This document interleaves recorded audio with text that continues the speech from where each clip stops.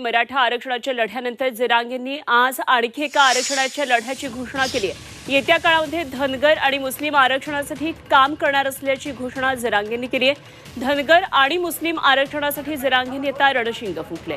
रायगडावरून जरांगेंनी ही घोषणा केली आहे।